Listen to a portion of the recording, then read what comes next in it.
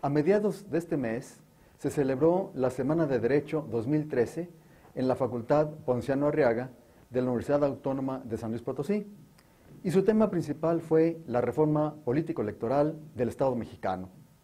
En ese tenor se realizó un panel denominado Hacia un Instituto Nacional Electoral, retos y perspectivas, con la participación del doctor Lorenzo Córdoba Vianello, consejero electoral del IFE, el licenciado Jorge Alcocer Luna, economista y político, y el licenciado Luis Emilio Jiménez Cacho, también politólogo.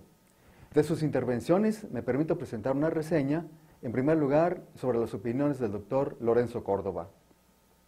En primer término, al ocuparse del federalismo, se preguntó, ¿esta propuesta del INE es un atentado al federalismo? Y contestó que el argumento de defender el federalismo no es definitivo, pues en otros países, Brasil, Canadá, que son federales, las elecciones las organiza un organismo único o nacional. Que la organización de las elecciones federales y locales no son una expresión de soberanía, sino un sistema técnico de organizarlos en cada entidad federativa con sus propias características. Luego añadió que el federalismo permite a cada entidad federativa resolver sobre cuestiones electorales, o sea, expresiones políticas locales, como la cuestión de los pueblos autóctonos. Que la organización de las elecciones no es una expresión del federalismo, lo que no justifica al INE, porque precisamente estamos constituidos en un Estado federal y una organización centralista puede debilitar el propio federalismo. Que cambiar el sistema actual implica dar un vistazo al pasado, es decir, se trata de defender a los sistemas locales y federales, que han funcionado bien en términos generales. Luego se ocupó el doctor Córdoba del costo de dos sistemas, federal y local, como existe actualmente, y expuso que el costo es muy alto y que por otra parte los órganos locales son prisioneros de los ejecutivos locales. Sobre ese tema comentó, en cuanto a bajar los costos, nadie sabe a cuánto asciende, ni nadie sabe cómo sería el cambio, pero lo que es una argumentación falaz, y opinó que de todos modos habría un costo muy alto en caso de implementar el INE. Enseguida el doctor Lorenzo Córdoba agregó, suponiendo que es cierta la captura de los organismos electorales por parte de los ejecutivos locales, la solución sería robustecerlos, y el tema son los presupuestos que en la práctica nunca son suficientes. Y añadió, por otro lado, los nombramientos deben ser suprasexenales, es decir, los nombramientos deben ser de una duración más larga que los periodos de los ejecutivos.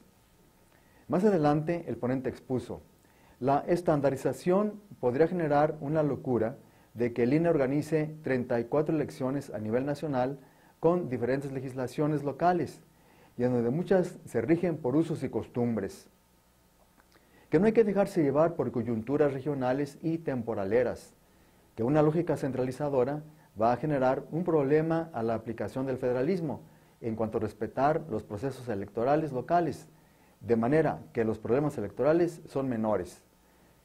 Hoy organizar elecciones no es un problema, pero tampoco se puede pensar que a través de reformas al sistema electoral actual se resuelvan los problemas estructurales de México, como por ejemplo los 30 millones de marginados que existen. Expuso asimismo el doctor Lorenzo Córdoba, si los gobernadores son un poder local de mucha presencia, con un gran margen de mando, hay que tomar en cuenta que el IFE no se confronta solo con gobernadores, sino que tiene otros enemigos, como lo son los medios de comunicación, también muy poderosos. También se confrontan con los partidos políticos y con los demás órganos del gobierno. Respecto a los organismos electorales estatales, el doctor Córdoba sostuvo, no es que estén cooptados, sino que los ubican en una posición de vulnerabilidad. Propuso además la inhamabilidad y la estabilidad de los consejeros para prohijar la autonomía de los organismos electorales.